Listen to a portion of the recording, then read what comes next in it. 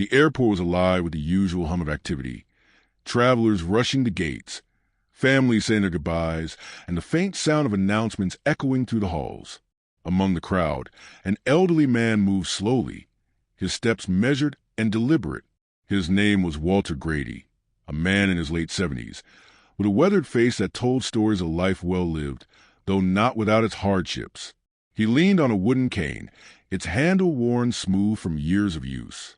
His faded military jacket hung loosely on his thin frame, the patches on its sleeves faint but still recognizable. His cap, slightly tilted, covered a head of silver hair, and his eyes, though tired, held a quiet strength. Walter was on his way to Denver, a trip he hadn't planned on making, but one he felt obligated to attend. It was a ceremony honoring his old unit, the men he had served with decades ago. Many of them were gone now, and Walter knew this might be one of the last times he could pay his respects. He didn't like the fuss, but he believed in showing up, in being there when it mattered. As he approached the boarding gate, Walter handed his ticket to the gate agent, a young woman named Lisa. Her name tag gleamed under the fluorescent lights, and her smile was polite but distant. She glanced at his ticket, then at him, her expression shifting slightly. "Sir," she said, her tone firm but not unkind, "this ticket, it's not valid for this flight." Walter frowned, his brow creasing. "That can't be right. I bought this ticket a month ago. There must be some mistake." Lisa scanned the ticket again, her lips pressing into a thin line. "I'm sorry, but this seat has already been assigned to another passenger. You'll have to wait here while we sort this out." Walter sighed, stepping to the side as other passengers streamed past him. He was used to things like this, small inconveniences that seemed to pile up as he got older. But this time it felt different. He had somewhere to be, someone to honor. Unbeknownst to Walter, a man standing nearby had been watching the entire exchange.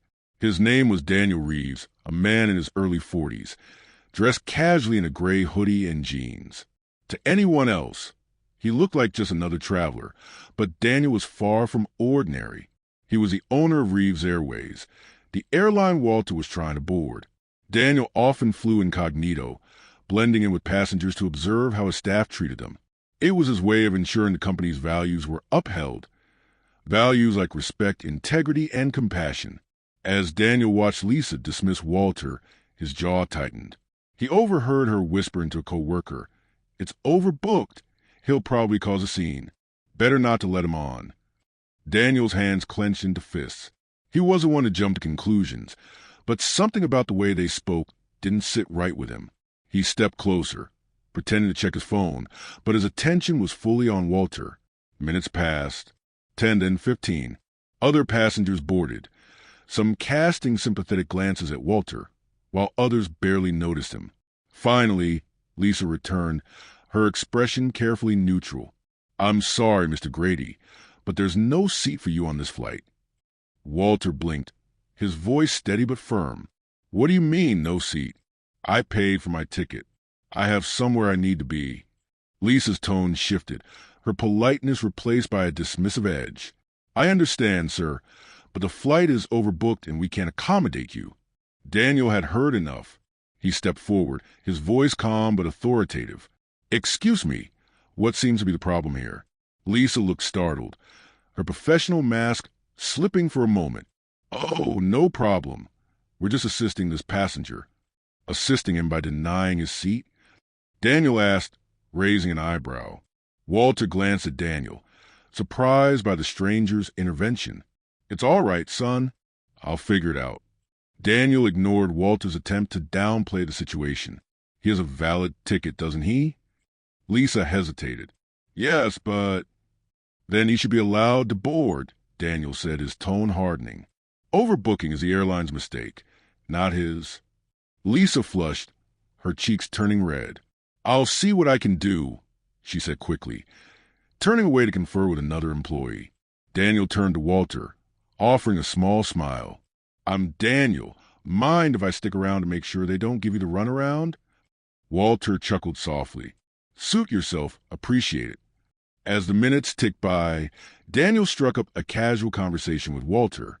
He learned that Walter had served in the military during the Vietnam War, and was traveling to reunite with the few remaining members of his unit for an award ceremony.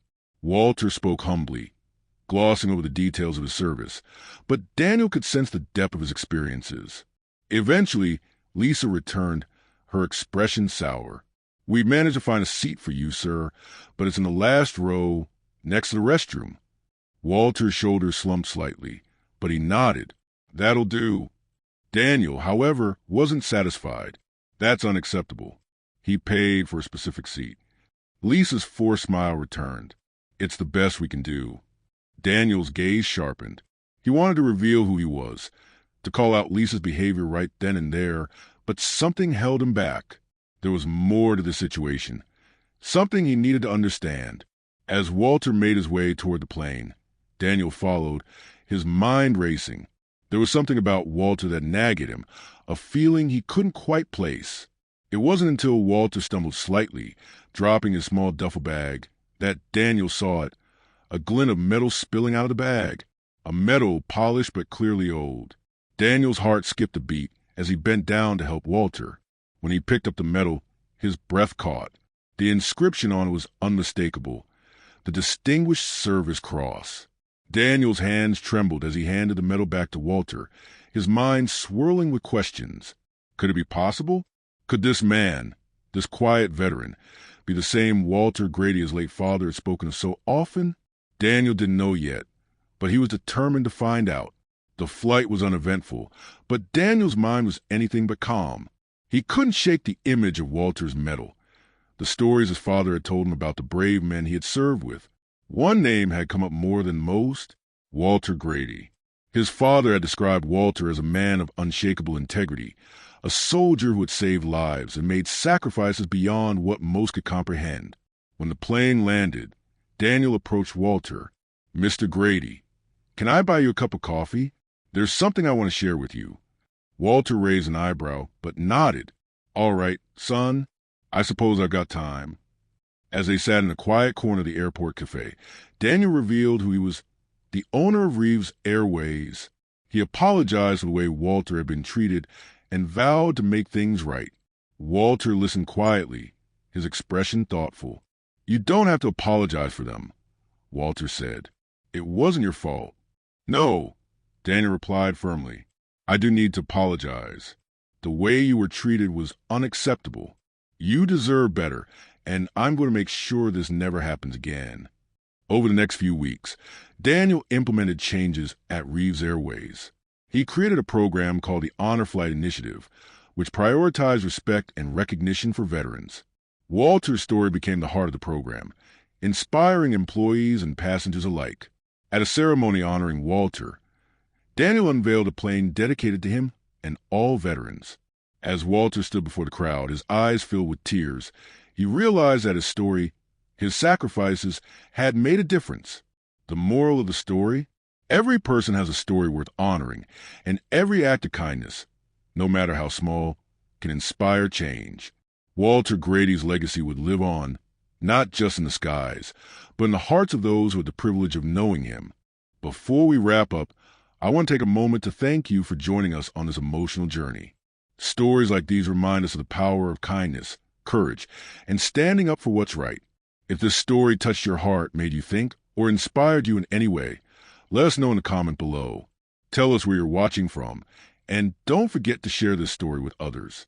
Sometimes, a simple act of sharing can make a huge impact. If you're new here, hit that subscribe button and join our community. We've got more heartfelt stories coming your way. Until next time, remember, kindness changes lives. See you soon